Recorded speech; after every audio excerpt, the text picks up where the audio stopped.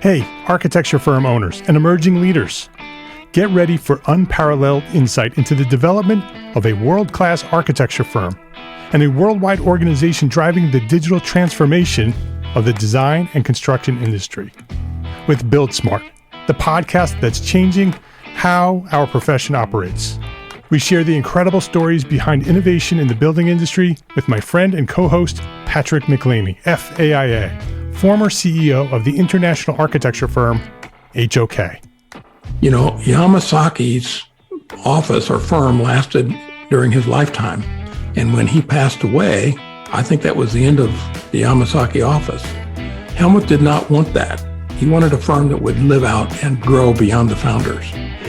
In Season 1, discover the untold stories behind HOK's meteoric rise, from 150 employees in St. Louis to a powerhouse with over 1,900 staff members and 27 offices worldwide. You know, they weren't as polite as the Kojima people. That was just boom. And anytime you have a creditor, whether it's Kojima or the bank, that wants their money, unless you can raise money someplace else, you are out of business. Bankrupt. And hold on tight for Season 2, where Patrick takes us on a new adventure as chairman of Building Smart International, shaping the future of digital transformation in the design, construction, and operation of built assets. Ian Howell, Ken Harold, and I, Ken was my technical representative from HOK. The three of us took a tour of Europe of 5 cities in 5 days. Very busy time. Simply follow the link in the show notes to subscribe to Build Smart now and uncover lessons that will transform you and your architecture firm.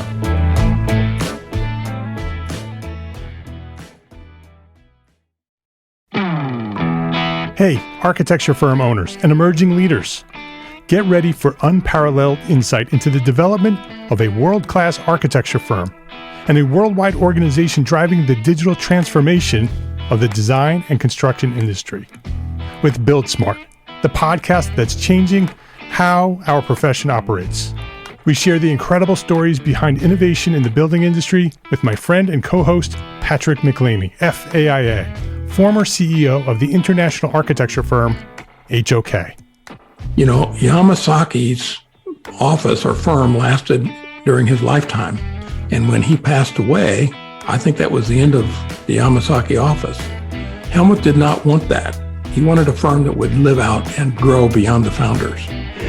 In Season 1, discover the untold stories behind HOK's meteoric rise, from 150 employees in St. Louis to a powerhouse with over 1,900 staff members and 27 offices worldwide. You know, they weren't as polite as the Kojima people. That was just boom. And anytime you have a creditor, whether it's Kojima or the bank, that wants their money, unless you can raise money someplace else, you are out of business. Bankrupt.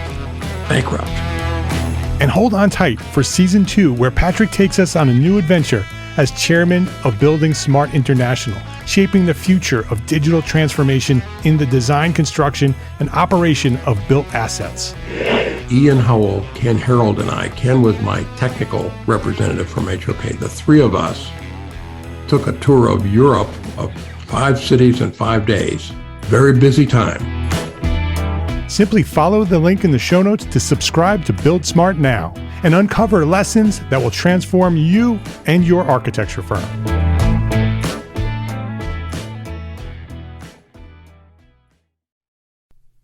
ArchiCAD is the official BIM software of the EntreArchitect community.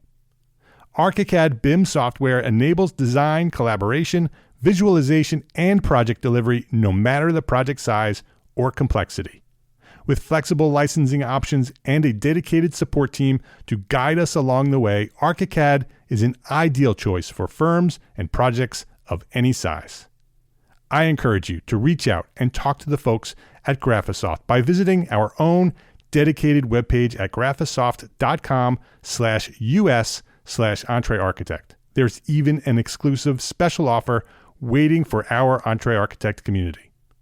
Go now to graphisoft.com/us/EntreArchitect and see how Graphisoft is positioned to help make your architecture firm a success. That's graphisoft.com/us/EntreArchitect. www.entrearchitect.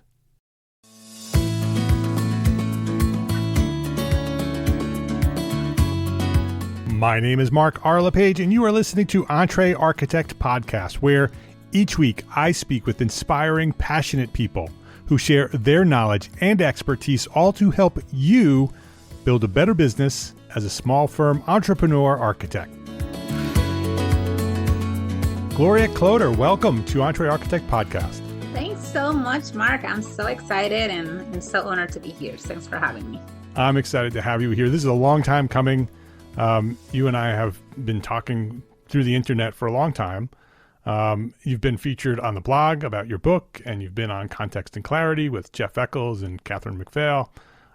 But I wanted you to be here on the podcast because I want to talk about the Architecture of Motherhood, your book, and I want to talk about the subject of Architecture of Motherhood and how professionals and parents, mothers specifically, but parents too, right? Any caregivers can balance that, right? It can balance the two things. I always call it the firm and the family. How do you balance the firm and the family? How do you make that work? And so you wrote a book about it. So I'd love to have that conversation and learn from you.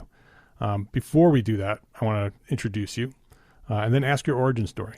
And so let's let people know who you are. Gloria Kloter is an award-winning architect, founder and CEO of Glow Architects, a keynote speaker, and best-selling author. In her book, The Architecture of Motherhood, Gloria shares her incredible journey to becoming a worldwide renowned architect and business owner while being a new mom. Through this book, the reader can learn how women in any industry can find a balance between their professional life and motherhood without having to compromise either role. Gloria is also the co-author of the best-selling book, City Shapers, Stories of Immigrant Designers, a compilation of the journey of 24 successful professionals from all over the world, and actually some of them whom are members of the EntreArchitect community are in that book. They're all making a positive impact and paving the way in the United States as architects and leaders in our industry. Gloria has been featured here on the blog, like I mentioned, and on Context and Clarity with Jeff Eccles and Catherine McPhail. Gloria, finally, it's great to have you here on the podcast. Great to have you here. Thanks so much. I am excited. All right, let's learn your origin story. I'd love for you to go back as far as you want to go back and share when you discovered your passion for architecture and maybe what inspired you to become an architect. Who or what inspired you? All right. So I was born in the Dominican Republic, Santo Domingo specifically. I was born and raised there. And I really wasn't one of those kids that always knew what I wanted to be when I grew up. I really didn't have a direct influence on anybody in my family to be an architect. I had an uncle who studied architecture back in the DR, but he immigrated before he finished, and he never really kind of got his license here or anything like it. And I never really had a contact with him because he left the country when I was very little. So I didn't even understand what he was doing as a career path or whatever. Like I had no influence from him at all, really. So I grew up just kind of like living each day at a time, I would say. My parents got divorced when I was 5. So I grew up really pretty much with my mom and my sister, my older sister. And we have a lot of limitations financially due to that divorce. And I think when I was little, now that I look back into, things that I was doing when I was little, I feel that I had a lot of signs of me having talent and skills for architecture and interior design, because I remember playing with my dolls and just kind of like creating furniture with like soap bars. Like I will crave them out and create like furniture. And when I think about it, man, that's really a skill for being just a small kid, doing that. But I never really saw it as like, oh, this is what I'm going to be doing for a living or whatever. And my mom did saw a little bit of me like in arts and painting and drawing and poetry and things like that. I was very drawn to that type of art in general. but I just didn't know what I wanted to be. And she bought me this headboard for it will fit at the back of my bed, and it had a lot of like slots and kind of little spaces, I would say different sizes. And I remember creating spaces for my dolls that represent like this is the living room and this is the kitchen, because we didn't have like the ability to for her to like buy me a real doll house, you know, like with all the little stuff. So I had to kind of like imagine and create them and kind of like make them with my own hands and in my own efforts in a way. So I think that's kind of the thing I can say when I was very little, but I grew up just, you know, I was really a good student. I actually finished school, high school, when I was 15 years old, which is kind of unique in the DR because the average age is 18. So everybody was at least 2 to 3 years older than me in all of my classes. The reason was because I started school really early, and I was really smart. I don't know what happened when I grew up, but but I was really smart when I was little, and just very, very dedicated to my studies and all that. And what happened really, how I ended up in architecture, is a funny story. So I had a friend, she was my neighbor, and we were really close at that time. And she started architecture school before me because she was older than me, and I was still in high school when she started college.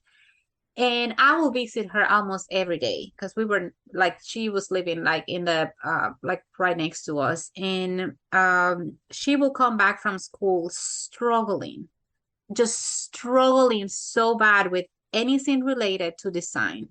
Most of the other classes that are basic that you take, like, you know, that first year about math or philosophy, whatever. Yeah. She was doing great, but anything that was related to design itself, like what you guys call here studio, it was just really hard on her. And I remember when she was coming with those assignments and homework, I was always so fascinated by it. And in my head, I was like solving these problems and saying, oh my gosh, you can do this, you can do that, and blah, blah, blah, blah. And she was always like, oh, this is so stupid. This is so boring. I can't stand it. And this teacher wants me to imagine this concept. Like, what is he talking about? Like, she just didn't Yeah. like it. And I think she was more of a thinker, but like not in the art part. Like, she didn't like the art part of it, I guess. So she ended up switching careers at some point, thankfully early in the process, not too late. And she became a really, really well-known like children's psychiatrist or Yep. like a Psychiatrist. doctor. Yeah. Yep. Very well known right now on it. Or psychologist, I think is the real term.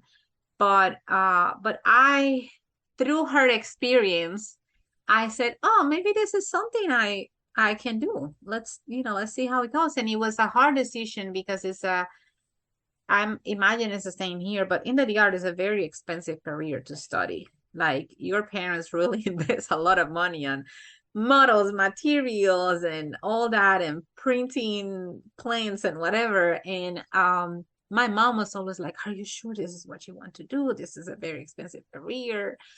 But I really wanted to give it a try. So what I did was I started working right away, full-time jobs, not like part-time or like internship or whatever. Like, it was really hard because I had to work at the same time. So while my cool students and friends were taking 6, 7 classes, this many credits at a time, I usually was taking half of that because I couldn't handle more having a full-time job.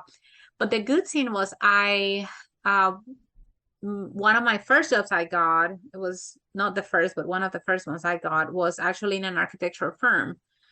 And I started in that one, and I stayed there like about 8 years until I finished everything. And then I did my master's and all that. And when I came out of school, I had already so much experience in the real world, which I feel that some of my friends didn't have that advantage, because it's not as here in the DR that is very common that in summer students are really encouraged to take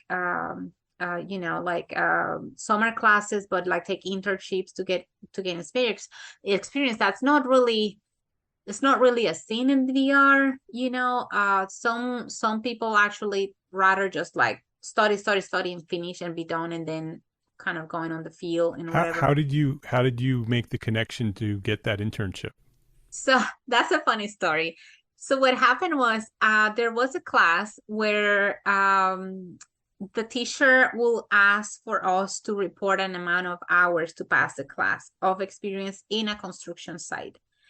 And I did this when I was taking the class. I found, they recommended several people they knew that we could call, and it was just a way to give us a small little internship for the class only.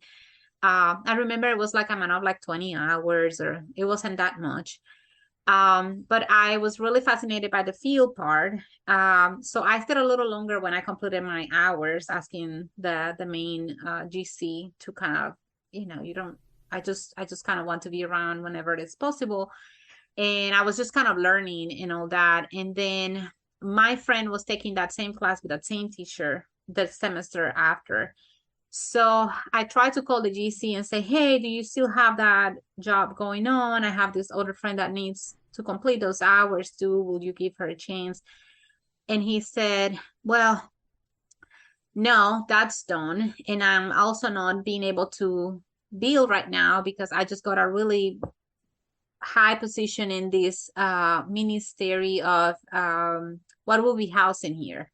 There's Instituto Nacional de la Vivienda. It's kind of like you kind of build, it's like residential projects, but like kind of like big scale urban projects and all that. Is it private or the government? It's kind of like a mix of both. It's related with it is involved heavily with government, but it's kind of private at the same time. So it's kind of like a mix. And he got that position, and then he said, but hey, we're looking for, young people to work. Like, do you want to like submit your resume? And I said, oh yeah. And I had a job at that moment with another architect, but it was like more like an art gallery and stuff. And this was a great opportunity because it was in a real, architecture office. And I got the job. I got the interviews and went through the whole process, and I got the job, and that was my job for 8 years. And it's just so funny that I just fell for something else, and then, I got that opportunity, but it changed my life. Those people became my best friends. Like, they went to my wedding. Like, it was just a really great relationship. When I left the office, because I was decided to start my company back there, it was kind of hard, like this bittersweet, like, oh, I love you guys, but I need to move on. And but that's how I got that job. And it just, man, like because they were integrated. They had a full separate department of engineering, which they had MEP, structural, everything. And I remember I could, even with assignments from school, and when I was working on my thesis, I was able to just walk to that department and say, sitting with the structural guy, and say, I don't know how to solve this. Like, where can I find information about this? Like, can you help me out? And it was great. It was like my other little school. So, but again, by the time I graduated, I already had so much experience on my plate that it's insane to think about it. And when did you start because you started your own practice in Dominican Republic, right? Yes. I started it a little bit parallel with when I was still in this job. And what happened was I got the opportunity to do certain type of projects. And I talked with my boss at the moment, and I said, hey, I was offered this.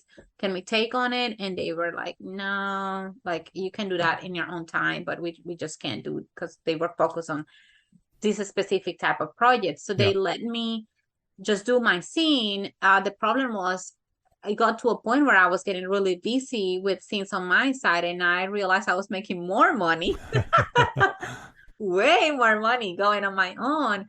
And I felt confident enough. I feel like I didn't really I didn't need to wait because I was handling really big projects already in my current job. I feel really confident, and I had a really great network of people. I was not liability in the DR is just a little bit less on how since work here. It's easier to work around and to talk to people when any these disputes come up. And I feel that I was least fearful of anything going wrong because I always feel like, well, but I know all these engineers, I know all these GCs, I know all these other architects, I know people like, and I had a lot of experience on the field too, on how things are built and done back in the DR. So I felt confident, like if I needed somebody to come and install a flooring, I knew the guys to call. And like it was good. It was good for me. So I started pretty much 2009, and I left that job 2011. So I was kind of parallel for 2 years, and then 2011 is when I took off and stopped working with them. So it sounds like you built a pretty successful business in the DR. What happened? How did you end up coming to the United States and starting all over?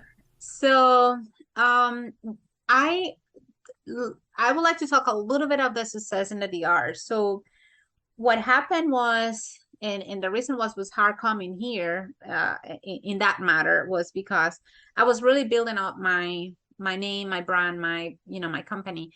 And again, everything just happened kind of like a chance, it was like a God scene, because around 2010, right in the middle of those 2 years, I got an offer of building, not designing, building, kind of being the GC for this tenant improvement job, which was the first Steve Madden retail store in a big mall that was open. Steve Madden? Steve Madden, yeah. And it was clothing and shoes? Is that the shoes designer? Yes. Yeah. And it was the first time they were coming to the DR. It was a big deal, and this mall was new. There was a lot of other stores being built at the same time, and they already had the design from someone from, I believe it was an architect from Venezuela that sent the design. And we were only going to do renders for them so they could see it and build it. And we had a deadline, pretty strict deadline for it, because they will be penalized per day that they were late. So it was very important to be on time. And then we made the renders based on the design they sent. And then they were like, oh my gosh, this is not what we were thinking. Like, we don't like this. And I was like, okay, what do we do? I mean, yeah, because now you have a deadline. We were 2 weeks out of having to literally start. And they were like, can you give us something else? In 2 weeks. And I'm like, what? And we negotiated a price, and they said yes. And I didn't sleep for 2 weeks because I was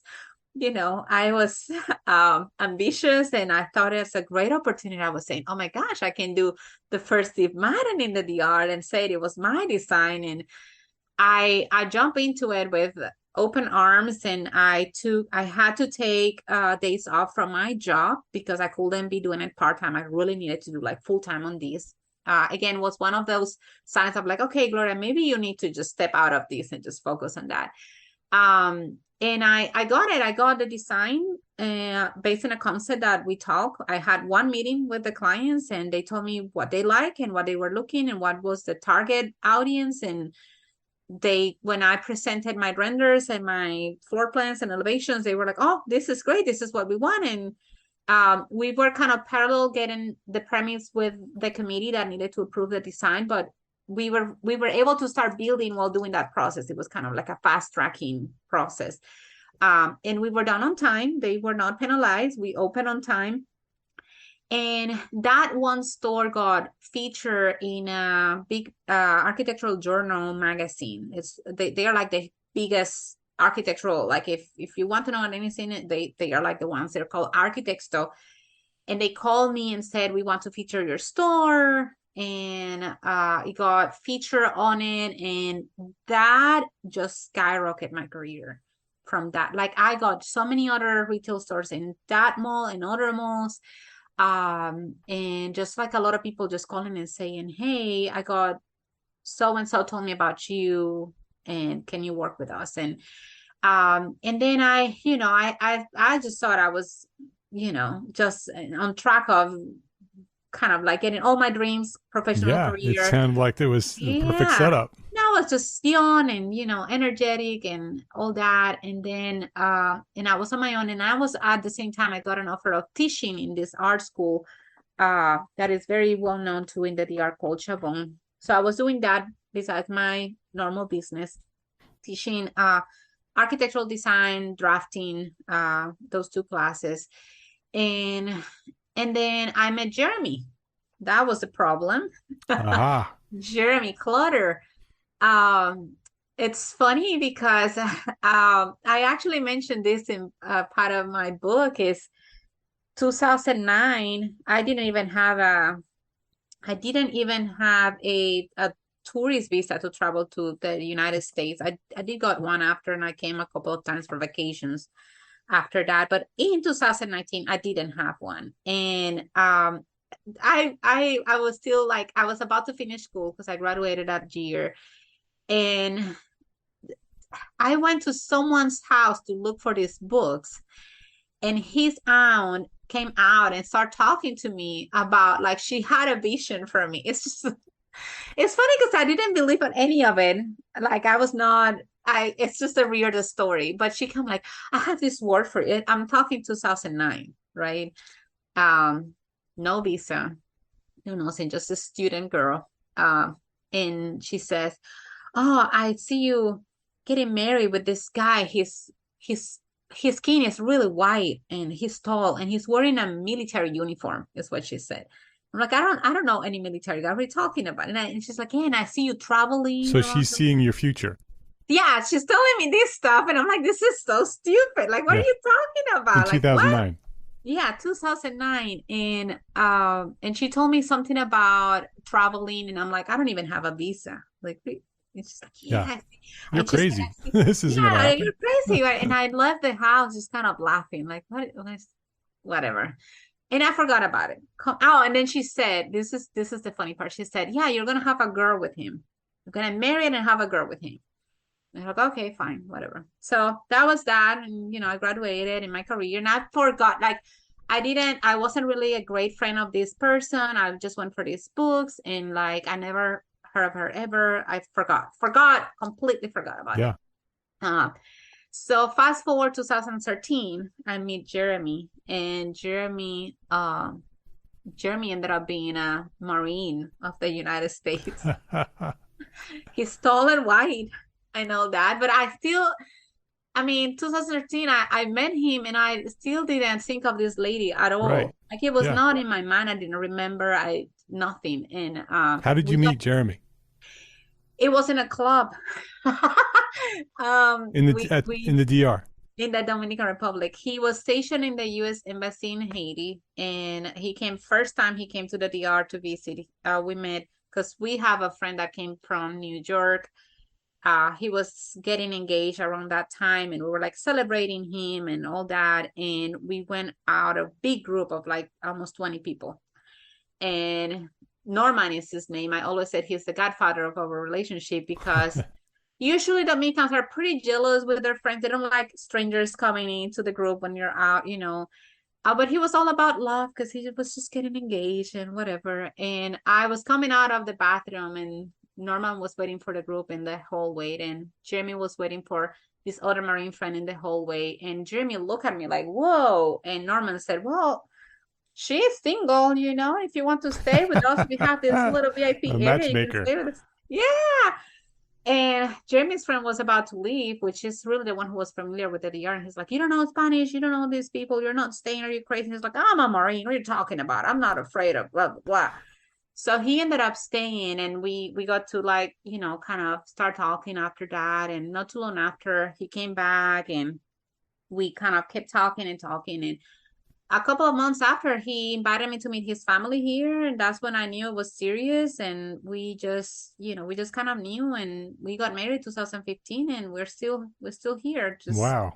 Yeah. And the funny part is, I came in 2015, and I we delayed having kids because I really wanted to get the license and all that, which we probably will touch base on that part. But one part I want to say is when I got pregnant, finally in 2019, I was talking with a good friend from the DR. Her name is Margaret. And Margaret said, "Oh my gosh, Gloria, can you imagine if you have a girl? Maybe that lady had something." And that's when I remember. You're like, what lady? What are you talking about? Yeah. I'm like, oh my gosh, I completely forgot about this lady. And it's like, I don't know if you've seen my wedding pictures, but he got married with the military, Yeah. like the blues, the Marine blues and all that. I've And seen I'm you like, post them. that is just so crazy that it actually happened. So when we had the gender reveal and the whole pink smoke of like color came out, I was like, gosh, I should go back to the lady and apologize, because I really thought she was like a wacko or something, but she really was onto something. So that's my story with Jeremy. That's amazing. Yeah. So 2015, you get married, you move to the United States, and is it easy to sort of just transfer all your credentials over to the United States and start practicing? No, I think that was the hardest part. Not only doing it, but even understanding how to do it. And this is one of the reasons I've become so passionate on helping immigrants and foreign architects, because I went through so much, because it just felt that nobody around me knew anything about it. And this is the main problem that a lot of people face, is they come to the States and their people, their family and friends are not in the architectural industry, and they don't know how to help them. So a lot of people I know even give up for years on their career because everybody around them don't know anything, and they try to call places, or they go to their own institution on, to kind of find out like, oh, if I want to practice or this or that. And a lot of people don't realize that they can call themselves architects. So they go to try to approach companies and say, hey, I'm an architect from here and I want to apply to this architect job. Right. And then the companies are like, well, you're not an architect. I can't hire you for that. And like, it doesn't register to them. Like, what are you talking about? I am an architect, but but I'm not. So to me, it was really hard to understand that. And I thought when me and Jeremy decided to get married, the plan was I was gonna just transfer my business, which was very successful in the DR. And I said, why I couldn't just continue back in, I can open a business there. And again, I wasn't afraid because I didn't know as much. I didn't know what I didn't know. I didn't understand the liability here, how things work.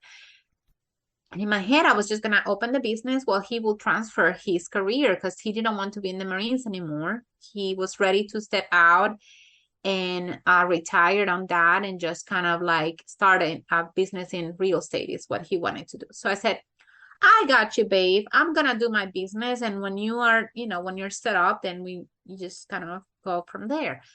And then I came here and a reality check just hit me so bad, because it was so many things. Like first I came and I had a tourist visa, so I couldn't work until the real, what they call green card or resident visa was issued, which took about 8 to 10 months to come out. Wow. So I couldn't work. I had the right to be here vacationing, but not working. So I made zero money all that time. We were just using our savings. And he was changing careers. Just imagine a new realtor who has been out of the country for years, has no connections anymore, because all of his friends were Marines who were overseas. And man, I think in between those months, he sold like maybe one house or two, and that was it. And it was just really hard. And the process of the paperwork and all that was just so expensive. And anyhow, finally I got my green card. I start working right away with a small little, it was like a home developer, gave me the chance to start working with them. And I realized pretty quickly that that was not the place for me to be, because they didn't have an architect in-house. And when I realized start learning of the process of getting my license is when I I understood like I needed to be under a licensed architect here because I had this specific requirement of hours under them and all that. So And did you have to start all over again as if you were the same as a student coming out of university? almost, there was a mistake I made in the process, which was there is this foreign architect path that is available now. It hasn't been forever. It's kind of a newer scene. Yeah. It has been for a couple of years now, but it's not something that was there 10 years ago, is what I'm trying to say. But when I came to the States, it was just starting. And I didn't understand that in that NCARB record tab where it says registrations, what they meant was my license. So I never really put information about it there because I didn't understand what registration means. It's like, oh, you're registering for something. Like I didn't Right. understand what that was. And I was starting the process as the standard path of like evaluating all my education and da da da da. So and you started from the evaluation. beginning, but you didn't necessarily have to, just because No. you misunderstood the process. Yeah. And I think one of the things that I've learned too is this foreign architect pass is not accepted by every single state in the United States, but like most of the states do accept it. It's only like about 5 that has certain extra requirements or whatever. But when I was talking with someone in NCARB on the phone and I mentioned, yeah, because I have my license in VR, they were like, oh, have you thought of applying to the foreign architect path? And I was already so deep into the other path. Like I completely have the EASE evaluation done. The one thing with the foreign architect path was that I was so deep into the standard path. And I paid for the whole EASE evaluation and the results came back and I needed to take classes. It came with a deficiency of 6 credits. 3 was for English, 3 for codes and regulations. And the codes and regulations I needed to take in a specific, not a specific college, but it needed to be like master's degree so they could accept my master's too, not just my bachelor's, which is something I wanted. And it was a lot of money. Like just the class was like $3,000 and you needed to take the full semester or whatever. And then time, you keep thinking of time too. Right. Time is money. And, going back to school for that, it was just kind of hard on me.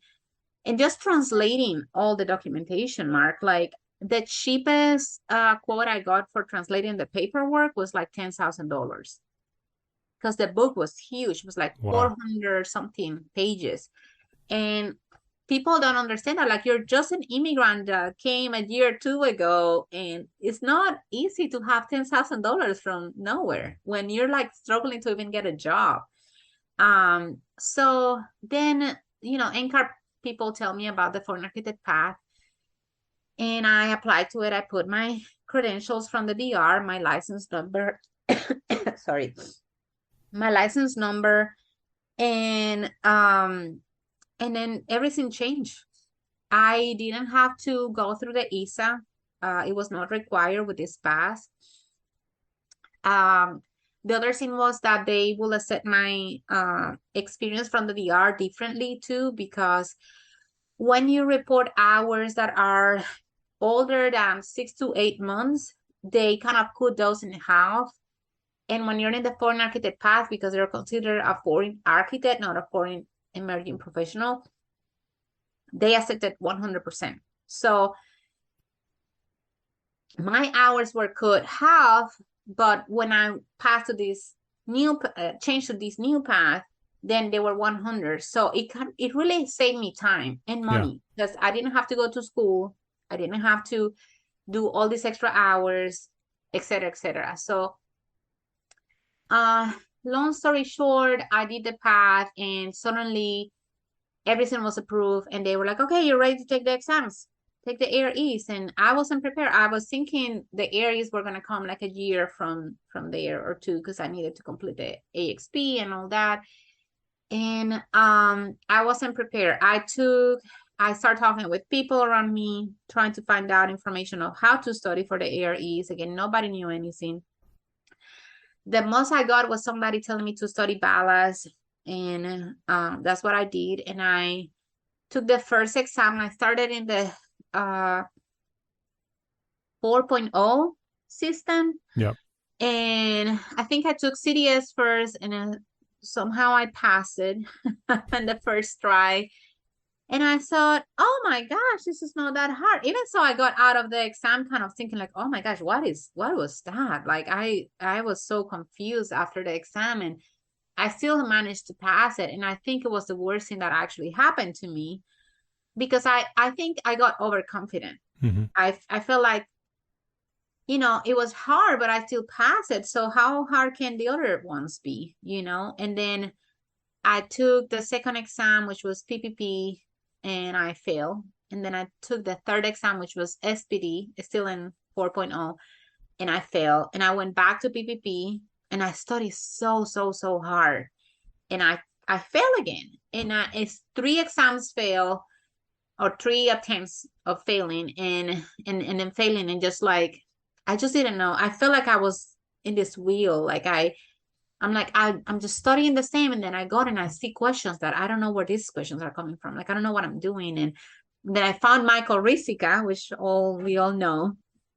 Youngarchitect.com. Yes. And he was my savior in this process.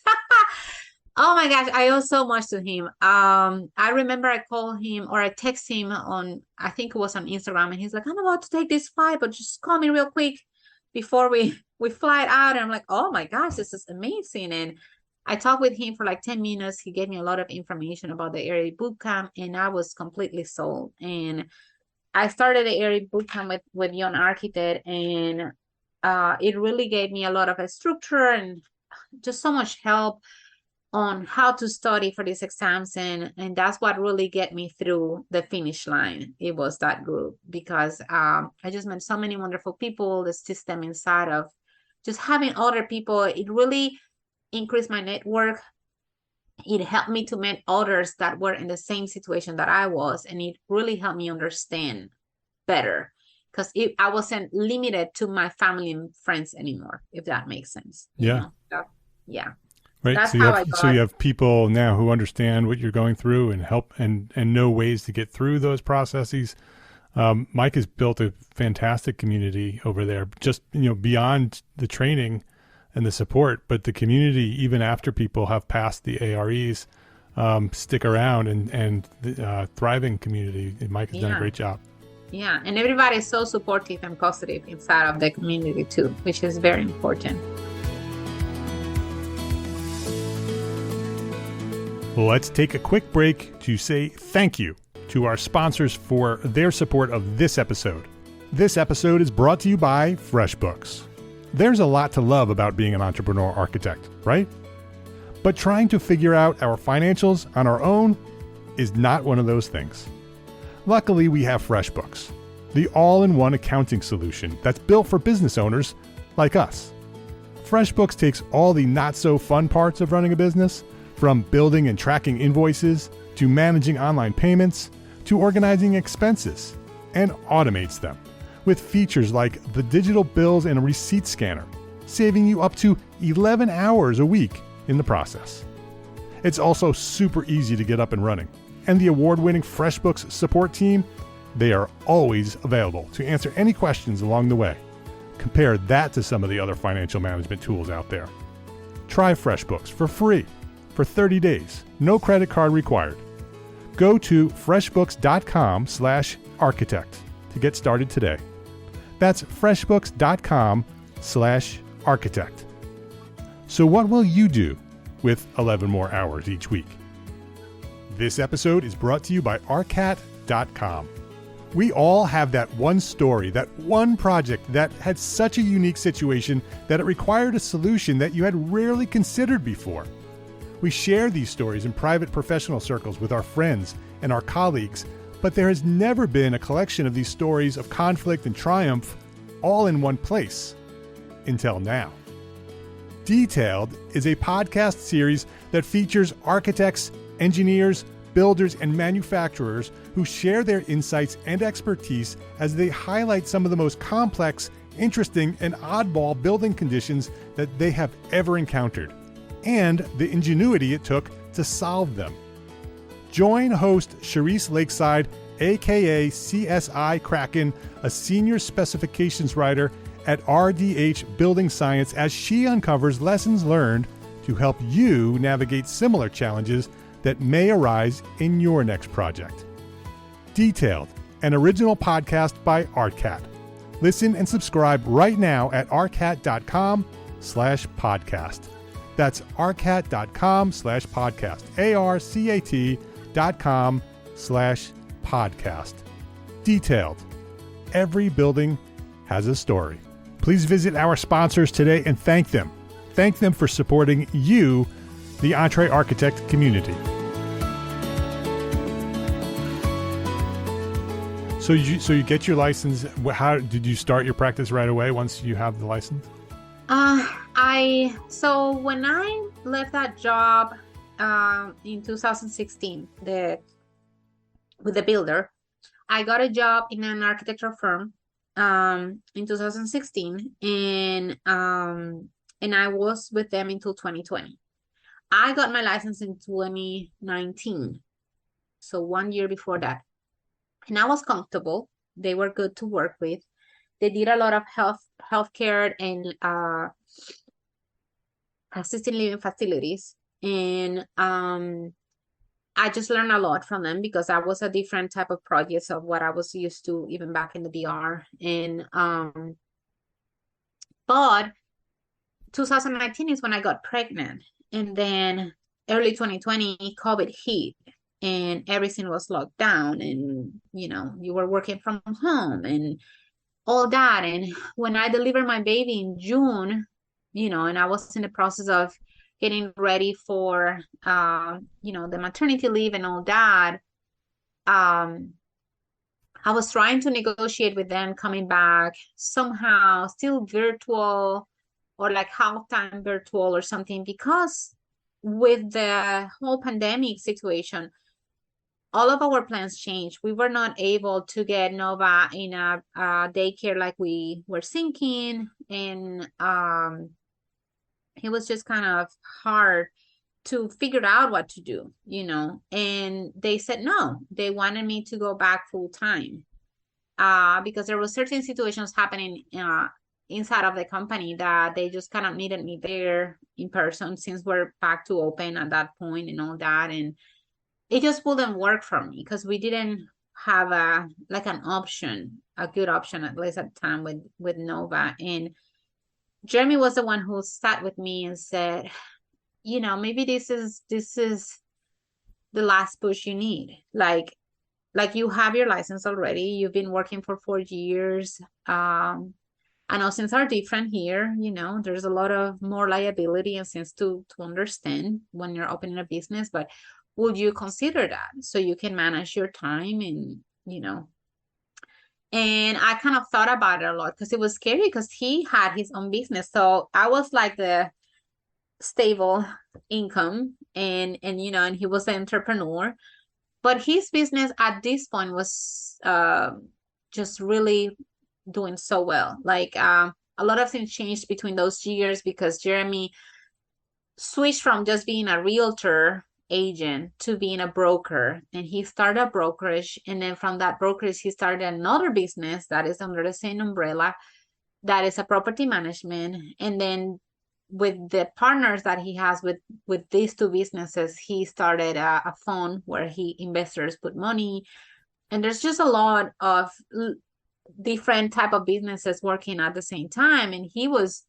being very successful on it. Like he has the brokerage alone is over 100 agents. I don't know where they are right now. The property management, he's managing about like 300, 400 doors. It's just crazy how much the business has grown. And he was like, I know it's nice having the nice insurance and the, from the big company and the stability, but, maybe we can pull this off. And one of the things was, I remember there was a young architect conference back in 2019 that we both attend. And one of the presentations, I actually spoke on that one. I made a speaking presentation for it. But one of the presentations that someone else did was saying, what is when you're trying to take a risk, when you're trying to do something new that you're afraid of, and like how do you approach that? And she said, one of the things she does is she kind of asks herself, like, what is the worst? What is the worst that can happen? And if that happens, how would you handle it? And if you can handle it, if you have a plan for the worst scenario, then it's okay. Like, you can do this. And when he asked me this based on that conference, right? Because we just went there. It was 2019, and we're talking about around June or so of 2020, a little bit after June. He says, well, what is the worst that can happen? And I said, well, that it doesn't work. And then I feel like so humiliated. And then I have to get another job back. And he's like, well, and how bad it is just having to go back to a job. It's like, you've been doing it for 4 years and it wasn't that bad. And I was like, yeah, I guess. So that was it. I was like, okay, if the worst that can happen is that I have to just go back and get a job, then it's fine. I know now that that's not the worst that can happen. I can get sued and and all that kind of stuff, but I don't think I wasn't really thinking of that. I was more thinking of the failure part, of not being able to pull it off and kind of make it work. And I am very thankful that the business has been actually pretty successful on my terms, and what I was expecting is where we are at, and it's growing, and it's just it hasn't stopped. As soon as I told people, I have a friend that told me, when she started her business too, but she's an interior designer. And she said, when you start a business here, at least in Tampa, she said, just be ready to tell people that you're gonna be on your own, and be prepared for them to throw business at you, because there's so much going on here. It's so much that people are throwing business away because of how much is happening in the market. And she said, just be mentally ready for that. When you tell people you are going on your own, they're gonna send business to you. And that's exactly what happened. Like, now that I'm pregnant again, I've been like turning away businesses because I just can't, I just can't take in everything, and I'm kind of getting ready for delivering in December, and I just need to slow down and kind of have a way to manage the workload that we have with the team that we have without me getting overstressed. Yeah. So when did the first baby come? She was born in June 15 of 2020. That was Nova. And that was after you started the new firm? No. Before. I started a new firm about 3 to 4 months after she was born. Okay. Because when we were trying to negotiate the maternity leave, during the maternity leave, right, to come back part-time, they said no. And that's when I was like, okay, well, I just need to make what's best for my family and me. And so what was the inspiration for the book? So several things. As I told you, I delayed having kids for a long time, especially because I wanted to get the license first. And I thought, oh, there's no way I can pull this off. While having kids, I need to kind of do it first. It's gonna slow me down. I was very ambitious, and I was just so afraid of not being able to be a successful architect, because I felt I was a successful architect in the DR, and I wanted to be a successful architect here, or whatever I am. This is something that, even so, I didn't have architecture as my career option when I was little. When I discovered it, I became very passionate about it. I did have a lot of passion, hidden passion that I didn't know of inside of me. And this became my life in a way for so many years. It was hard for me to resign to it. Even when I came to the States, one of the hardest things that I experienced was not being able to present myself as, hi, I'm Gloria Kloter, I am an architect. The thought of me not being able to say I am an architect hurt my ego so bad. Yeah. And it just like, you have to think about this might happen to a lot of people, but it had a very deep meaning to me, calling myself an architect, because if you think about it, my situation, this is something I work very hard for it. We all work very hard for it. This is not an easy career, in no meaning, for anybody. But in my particular case, I had to work since the beginning to pay for it. I had to work really hard to get where I was. And coming to a different country because I fell in love, and then not being able to call myself an architect and maybe having to just do another type of job, it just didn't feel like an option to me. Like I just couldn't, like, no. And then, you know, I realized in the process of, you know, when I finally got the license and I finally said, okay, we're ready to start having kids in 2019, that when I got pregnant and then when I had the baby, and when, you know, when I started the business, and then I was like, okay, what I'm gonna do now? Because it was before the studying and all that, and now it's building a business. Building a business alone is very demanding. It's having a child alone. It's like Right. this brainchild that you're trying to build up, and it takes a lot of time and effort from you. And I felt, oh my gosh, like I feel that if I would have known some of the things I learned in my process, especially that first year or two, I will have started having kids earlier. And there's a lot of things that I experienced as because I'm over 35 years old, that I could have avoided if I would have started kids earlier, if I would have understand some of the tools that now I know that I was so afraid of before. And now I'm like, oh my gosh, if I would have just known this before, maybe things would have been a little bit different. Maybe I would have found a way to balance this before, Right. instead of delaying. So you're an advocate of not waiting, that Yeah. that you can do both. Don't wait to do your profession first and then have kids, because it's never going to be a good time, right? Yeah. And all you're doing is waiting, right? And so you're Yeah. just waiting on the children. So if you're advocating for families to start earlier, not wait, and continue pursuing your profession, how do you do that? How do you balance the two and make sure that both of them are successful?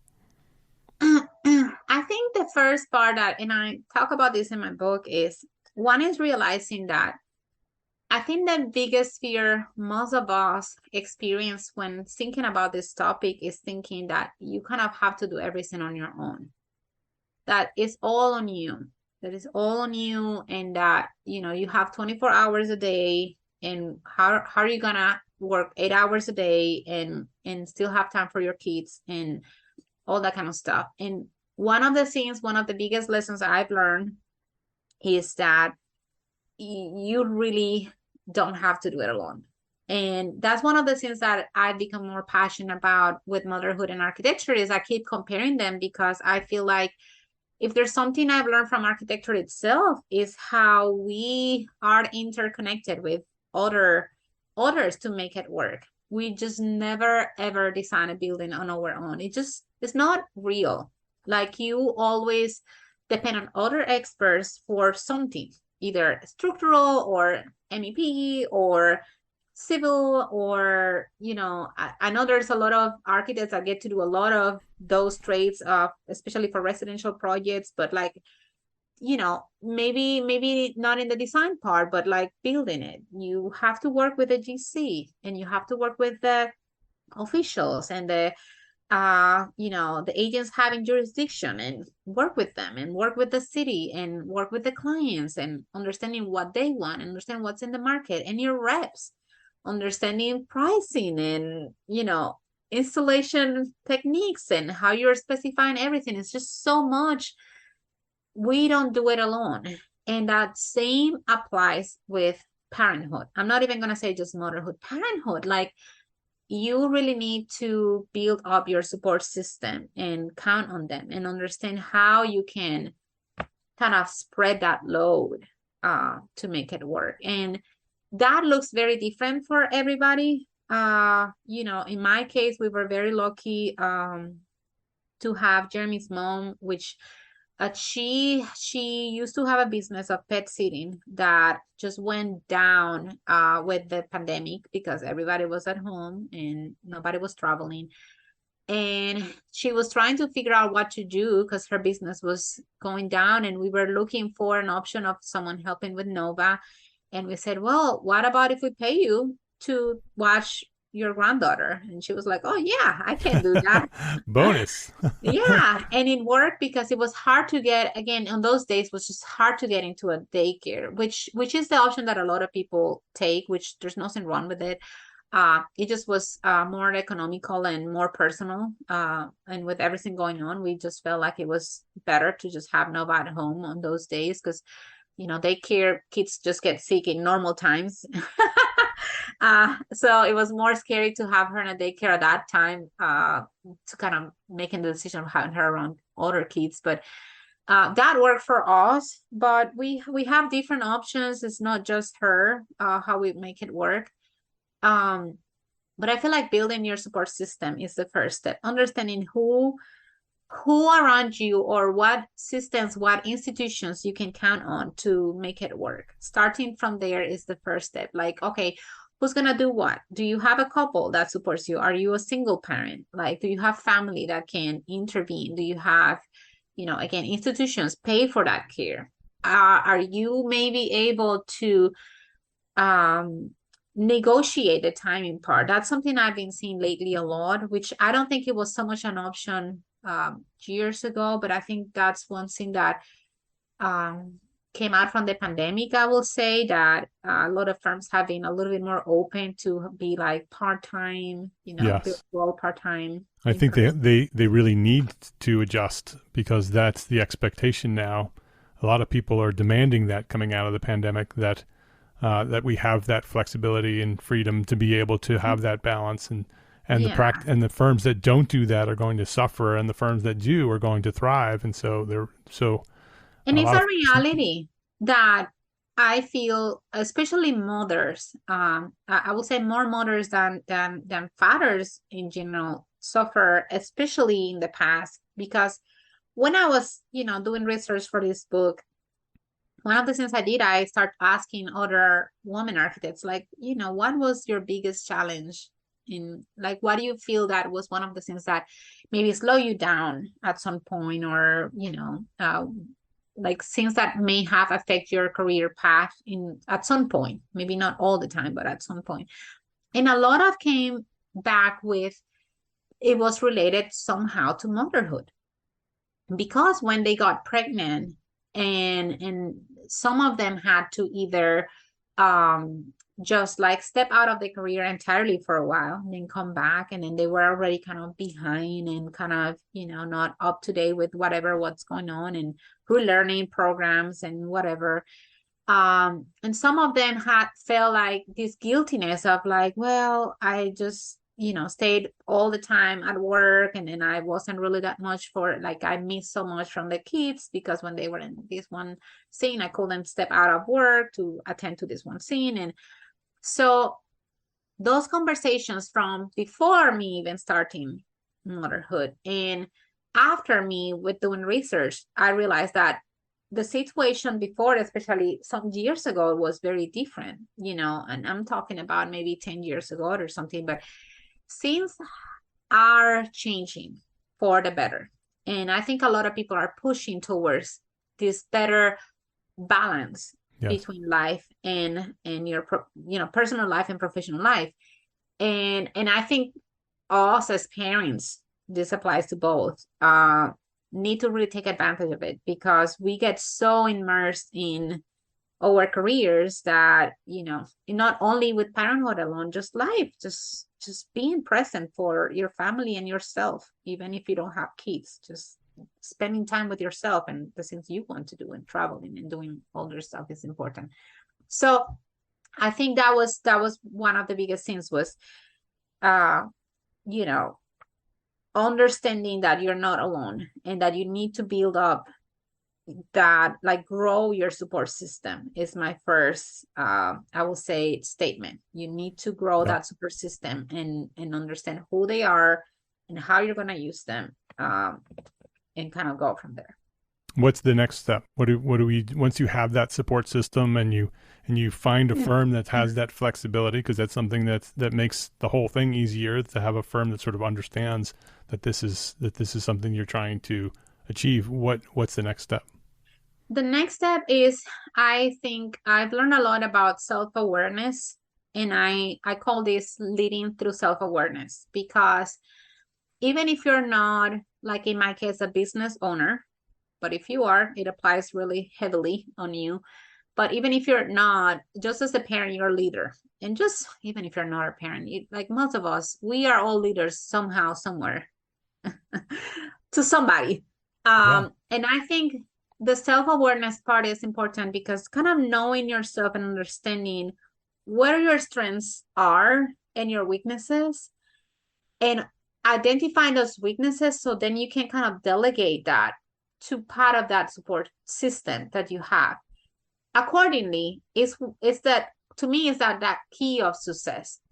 Because when you try to put too much on your plate on things that you're not good at, you don't enjoy to do, you're just kind of like spending time and effort into something that is making you feel miserable, and that it might take you double the time or triple the time that someone else that actually like doing that will be doing. And this applies in the business, in your career if you're working for a firm, and in parenthood too. I give examples in my book on both, on, how it was happening on my business and how it was happening in, my motherhood journey. But just simple things like, there's this little quick story about when Nova was really little. She was always a good sleeper, thank goodness. She will sleep long, but she wouldn't fall asleep easily. She will fight it. And she needed help. She needed to be rocked and, just kind of like do the whole thing of like soothing her so she will fall asleep. And I felt that I was really good at it during the day, those first 3 months where I was like fully focused on her and trying to figure out how to start a business and all that. But at the end of the day, I was so tired. And the hardest part for her to fall asleep was the last time when she will like sleep from like 10 to 5 a.m. or whatever. And I was destroyed physically and mentally. I was just tired. I couldn't do it. And I feel like I wanted her to fall asleep fast because I needed to rest. And it wasn't working. And the whole self-awareness to me at that point, which is this very simple example. I'm just bringing this up because it's a very simple example. It was me being honest with myself and saying, this is not working. I need help. And I turned to one of my key pieces of my support system, which is my husband. And I said, I need you to be the one putting her down until she falls asleep easier at this time of the day, because it's not working for me. I'm getting impatient. It's draining me out and I'm tired. And he was way more patient than me. His strength was way better in that part than me at that time of the day, because I was taking care of her all day. But he will come, from work and just like, oh, this is my time with my baby. And he will rock her for like 10, 15 minutes if it was needed. But 10, 15 minutes for me was like 3 hours because I was drained and tired. You know what I'm saying? So that simple thing just makes such a big difference, because while he was putting her down, I was able to, okay, let me have some time for me. Let me take a shower. Let me just have dinner, and let me, brush my hair. So like whatever it was, it gave me some time for me to rest and to kind of get other stuff done. And instead of me suffering through 15, 20 minutes of trying to put my baby down and feeling like it was just not working. That's just a simple example, but that applies to business too. You know how many things I am awful in my business. I have a small business and we wear many hats, this. But I am so bad at admin stuff. I just hate doing all the paperwork. There's so much. If it was for me, I will never get paid because I'm awful at, collecting money, things like that. And there was that part of the business that needed to be handled somehow, which I had to do initially because I didn't have anybody and I was just trying to figure things out.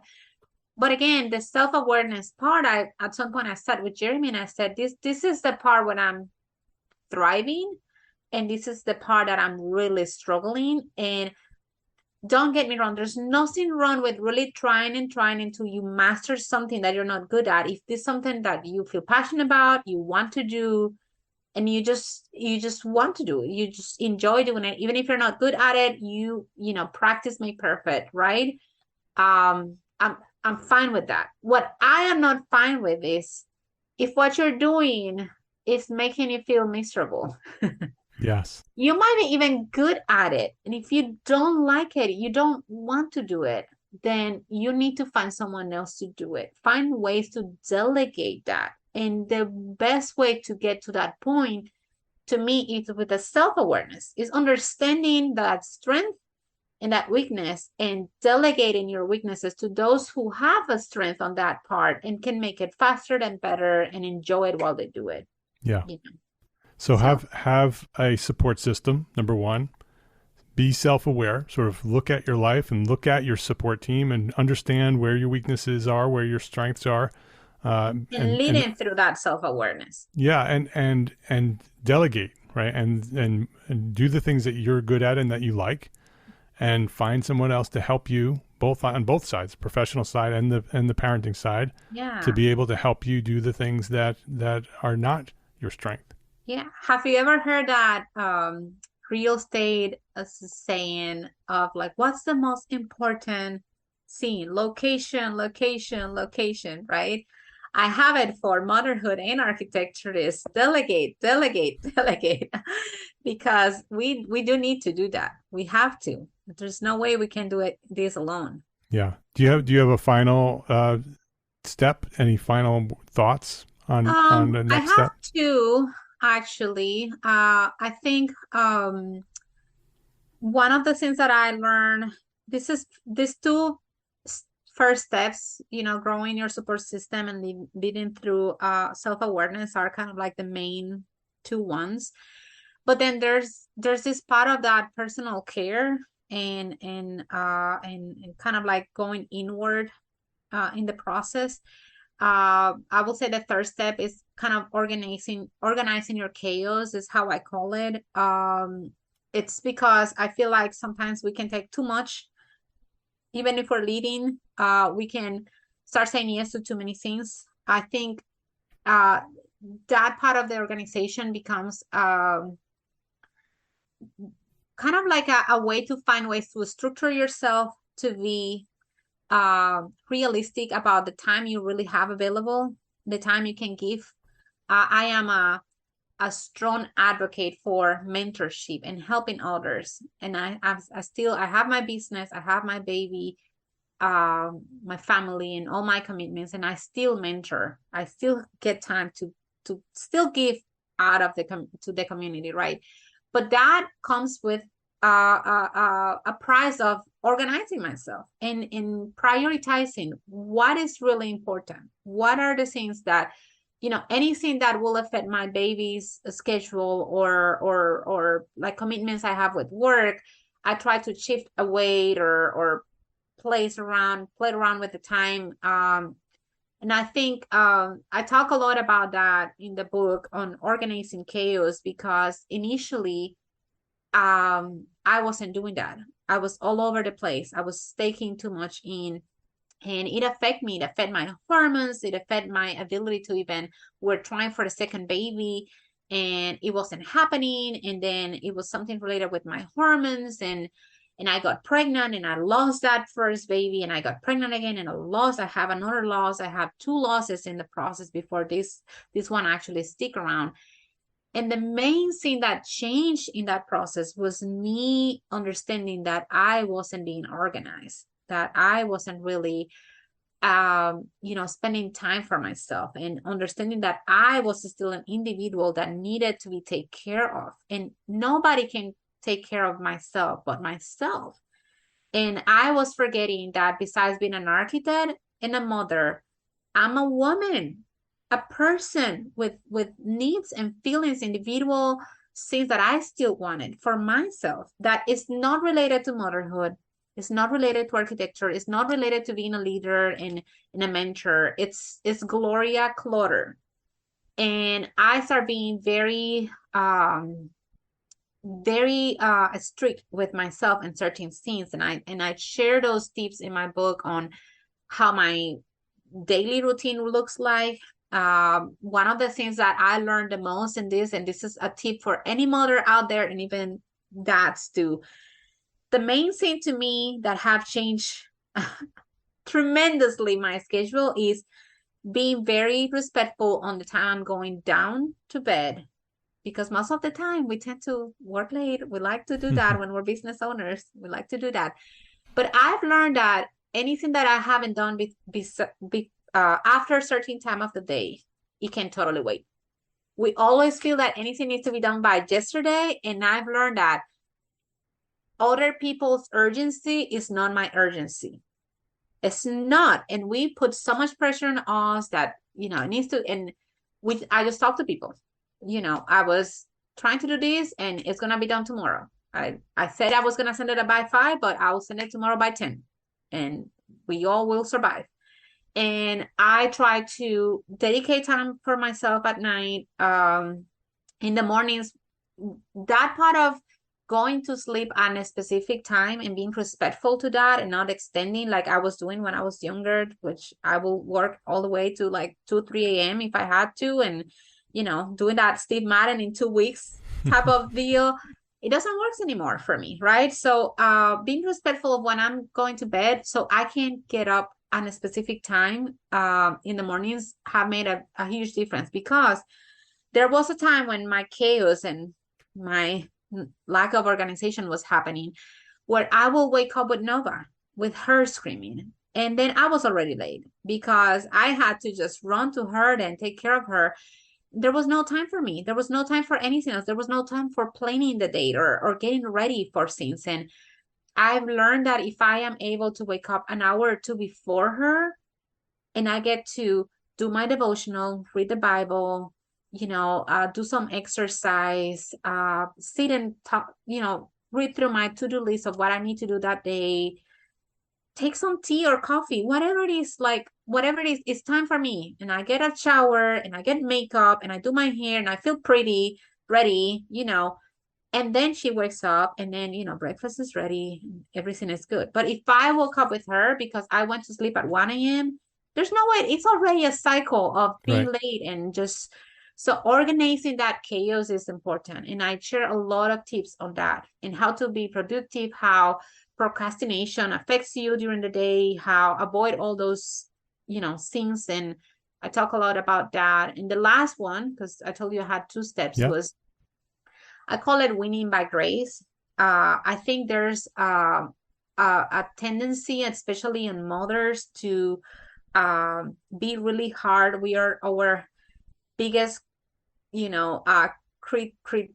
criticize ourselves so hard.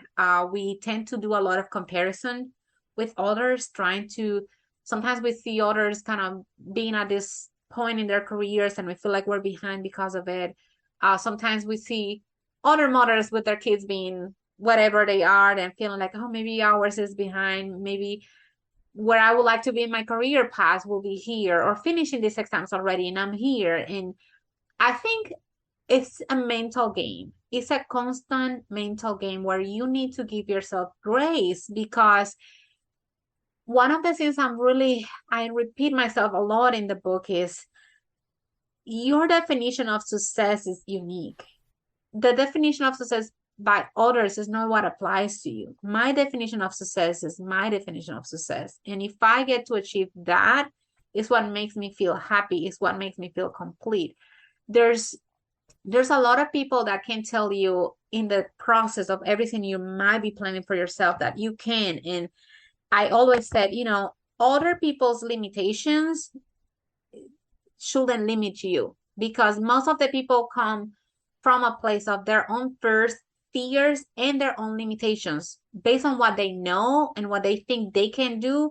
That doesn't mean that it's your limitation. That is what you can or cannot do, So I think being just graceful with yourself, understanding that your path is different, that if you decide that something that is acceptable for you is being able to spend time with your kid from 7 a.m. to 9 a.m. when you start work, and then you get home around 4 or 5, and then from there you close everything and you're with your kid until 8 p.m. when you put it down. And those are the hours that you are comfortable with your kid.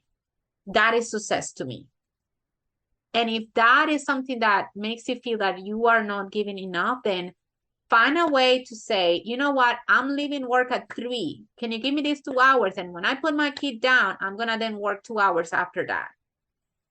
Make it work.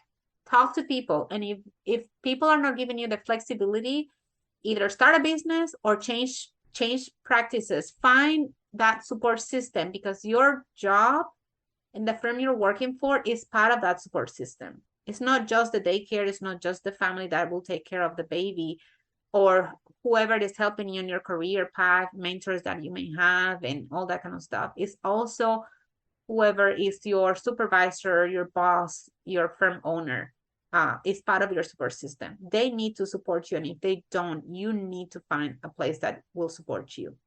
So those are kind of my tips. If you read them, they form the word GLOW.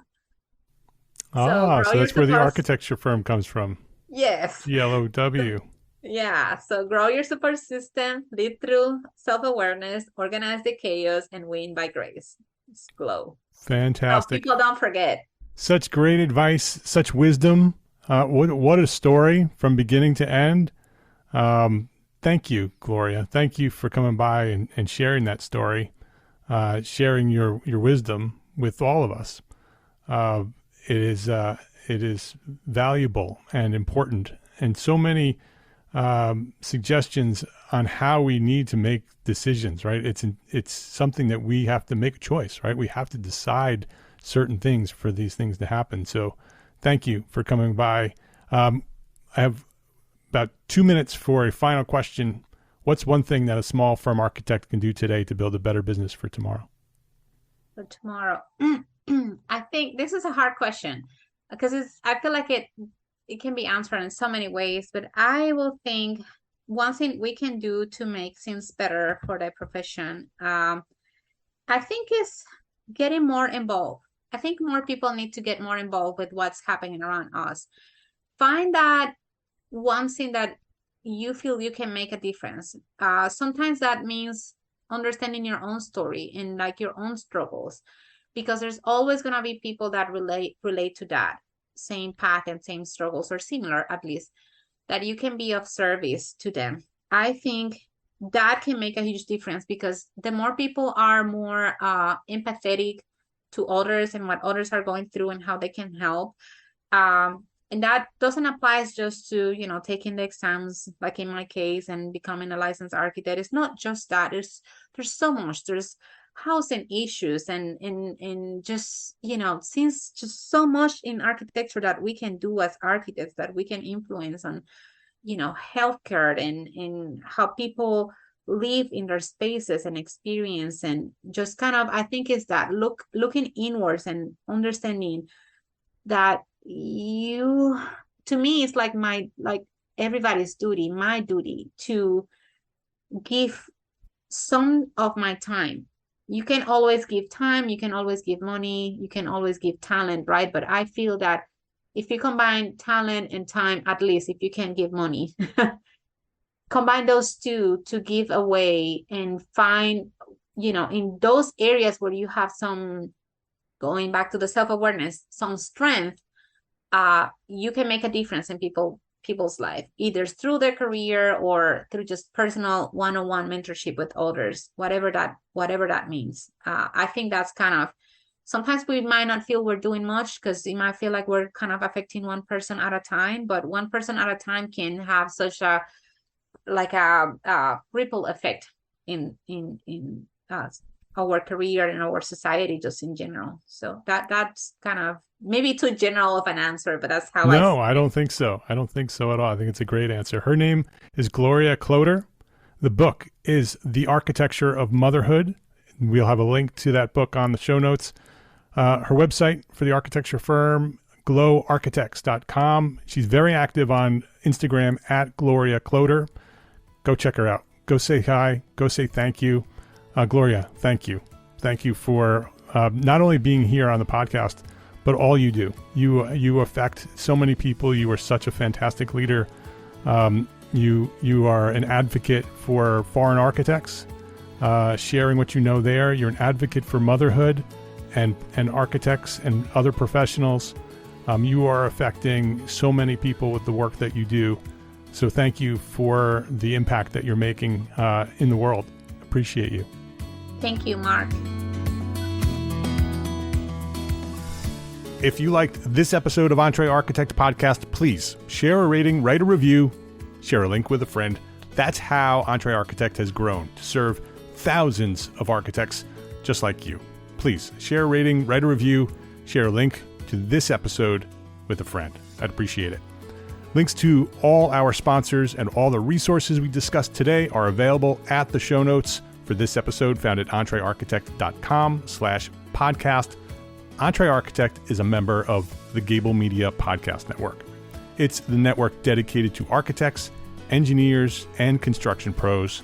Listen and subscribe to all the shows at Gable Media at gablemedia.com. That's GABL media.com. Go check it out. We have, I think, 13 podcasts over there now. gablemedia.com. And before we wrap up, a special thank you to our partners at Graphisoft for helping our community of architects make the transition to BIM with ArchiCAD software. Go now to graphisoft.com/US/EntreArchitect and see how Graphisoft is positioning to help make your architecture firm a success. Visit graphisoft.com/US/EntreArchitect to learn more. Thank you very much for listening to this episode of EntreArchitect Podcast. My name is Mark R. LePage. Love, learn, and go share what you know.